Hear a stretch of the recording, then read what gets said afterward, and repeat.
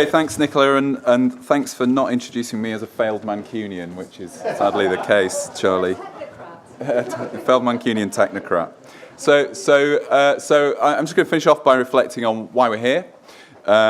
What are the key conclusions for the day, and what are the key next steps? And I want to start with really what Kedra said at the start, which is talent is everywhere, but opportunity most certainly is not.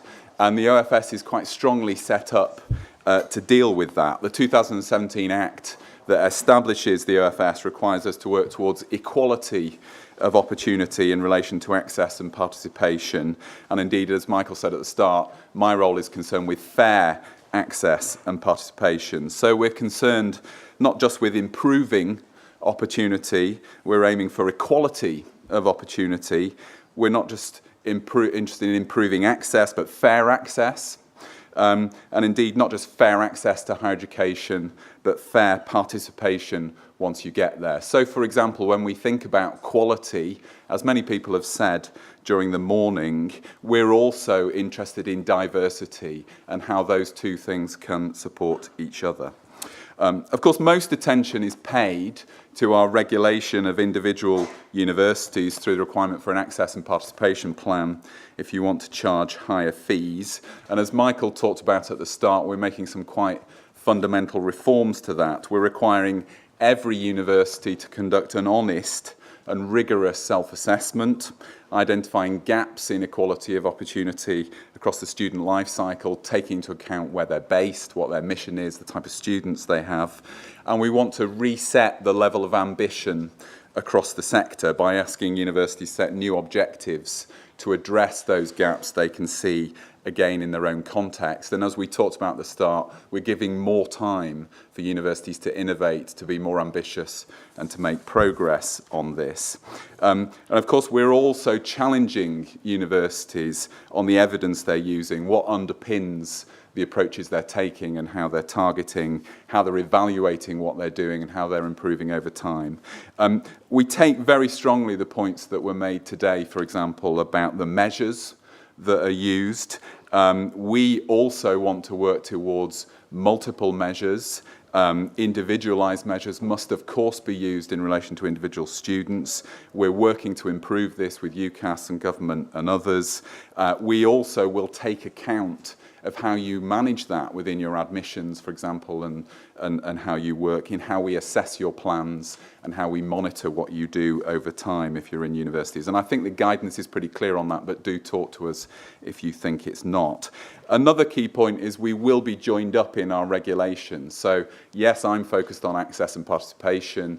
Yes, I'm really concerned, for example, about the BAME attainment gap, but we join that up with how we regulate quality and standards, and we will take account of what you're doing in both areas and reach a rounded judgment around all of that. As we talked about at the start, we mustn't use data or indeed regulation as a barrier to making progress on these things, and if you think they are, then do talk to us about it.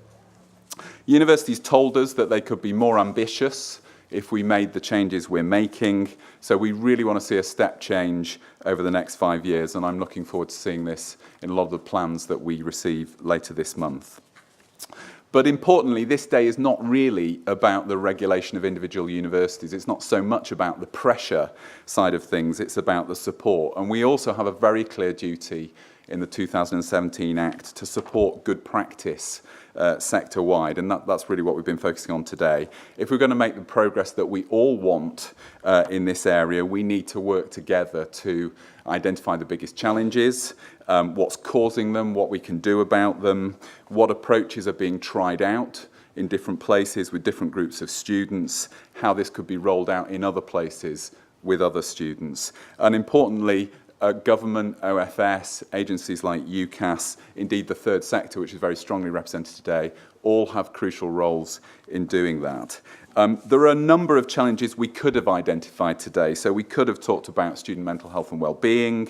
We could have talked about lifelong learning, mature student participation, meeting the skills needs of employers locally and nationally now and into the future, or the barriers faced by very particular students such as care leavers. We are active in all of those areas, working with the sector and others, and we welcome suggestions of areas in which we should be active in terms of driving better practice, both directly to us and also through the new What Works Centre that's been talked about today. I think Tony used the phrase, you need to know what we're getting right, and we do really want to know that so we can share that and promote it. We chose 3 themes today, the 3 themes we've been talking about this morning, because they seem to us so absolutely crucial to fair access and participation in higher education. So to start with the first, we know that there is a stronger link between social background and school attainment in this country than many others, and yet currently less consideration given to social background in the judgment of students' potential through the admissions system. So we won't achieve fair access unless we can improve the way in which we consider factors other than exam results, unless we look at the whole person, as we talked about this morning within admissions. We've heard today how it's done in some other countries. We've heard how a step change can be achieved if we take different approaches, if there's the right leadership from university heads, if there's good indicators but also good training and judgment in the process, and of course it can't be done without the right support for students at all stages. We've heard what OFS can do with others like UCAS to improve evidence. I'm really grateful to Kedra in particular for the insights from the US, also Sally from Scotland, Vicky on the evidence base, enabling us to learn from others and really what could be possible, and also crucially to Claire and UCAS colleagues. UCAS has a really key role to play in making this work, and it's actually not often recognised how this has just become accepted now as part of what we do within admissions. What we need to do next is make a step change on it. So move to the second point. So we've known for years about the BAME student attainment gap in English HE. We've seen it through successive data reports published by people like Hefke and now OFS. We've heard a lot also about the causes, thanks to reports from people like Omar and Kalwant who spoke today. Those are, of course, issues like the paucity of BAME leaders and academic staff in higher education, the lack of understanding about what positive action can actually be taken within the law, and indeed the prevalence of deficit models in some of our assumptions and the ways in which we work, the lack of integration of BAME student perspectives in the design and implementation of interventions, and indeed inclusivity around the curriculum. Above all, as was said very strongly today, the need for very straight conversations within universities involving students, potentially mediated, as Valerie has talked about, but crucially purposeful. We've started to see some joined-up interventions. We've started to look at how universities that do seem to be making progress could share what they're doing with others.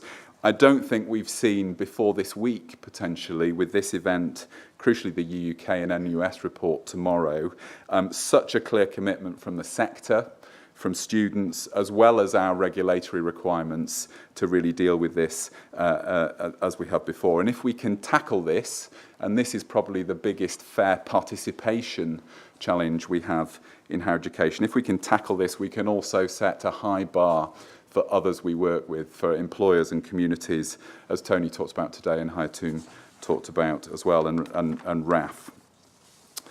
So to finish off with the third session, if you hear about higher education in the media, if you talk with your friends or your colleagues about it, it's quite likely to be about the linear model that's dominant in our culture, which of course assumes that students leave home to study on a campus when they're 18 or they're 19, and then they move straight into a graduate career.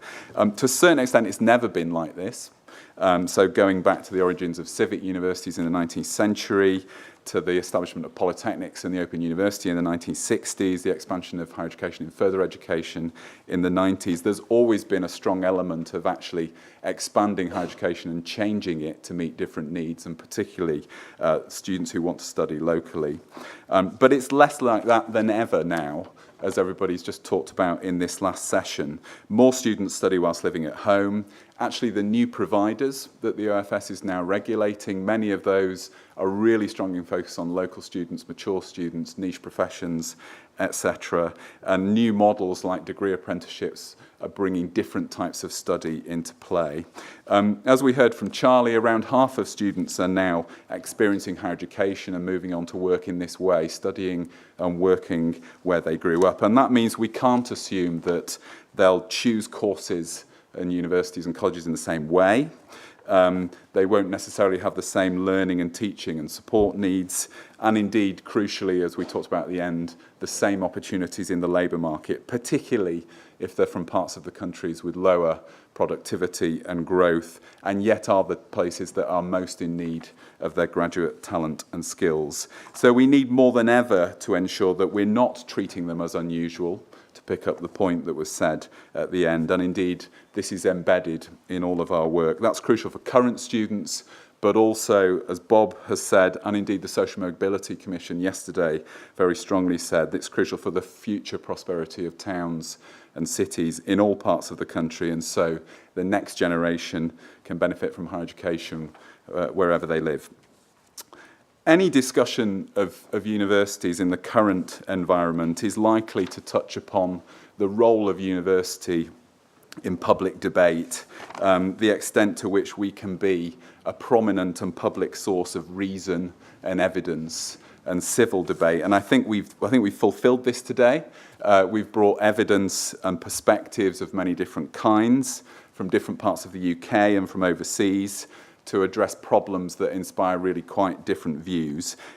Most of the evidence and the experiences we've heard, but not all, has come from universities, and I think universities can be proud of the role they play in gathering and sharing this to the benefits of students and the communities in which they're located. But we must also acknowledge the ways in which universities can reflect and indeed compound inequalities in wider society. For students who have the potential to succeed in higher education, but not the opportunity necessarily to get the top grades. For those from minority groups who may be underrepresented in universities or may perform less well than we might expect in universities, and those studying in ways that are not as well recognised and supported as they should be. For all these students, there is much more we can do, and we'll only command the heights of public debate as we want to if we can show that we're doing it and we're taking action over the next couple of years. So thanks again to Kedra and to Michael for such inspiring start to the day. Thank you to Martha and Omar and Nicola for chairing the sessions and the wonderful 2-minute contributions, brilliant concision from the many panelists. I want to say a special thanks to Shakira. If this is one of your last sessions, Shakira has been a fabulously challenging but also constructive first NUS president for the OFS to work with, and all the best for whatever you're going to do next. Thank you all to you for your such engaging contributions and questions, whether you're in the room or if you're out there on YouTube and Twitter, and I believe there's a lot of people contributing through that route. Have a safe journey home and good luck with all your work. Thank you.